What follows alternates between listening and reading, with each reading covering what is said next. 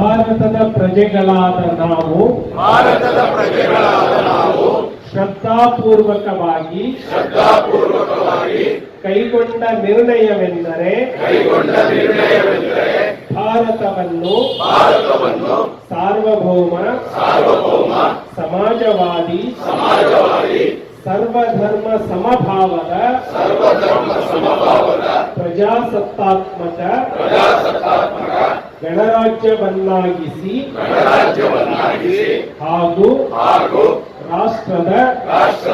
ಸಮಸ್ತ ನಾಗರಿಕರಿಗೆ ನ್ಯಾಯ ಸಾಮಾಜಿಕ ಆರ್ಥಿಕ ಮತ್ತು ರಾಜಕೀಯವನ್ನೊಳಗೊಂಡಂತೆ ಸ್ವಾತಂತ್ರ್ಯ ವಿಚಾರ ಅಭಿವ್ಯಕ್ತಿ ವಿಶ್ವಾಸ ನಂಬಿಕೆ ಮತ್ತು ಉಪಾಸನೆಗಾಗಿ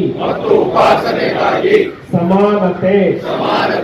ಸ್ಥಾನಮಾನ ಹಾಗೂ ಅವಕಾಶಗಳಿಗಾಗಿ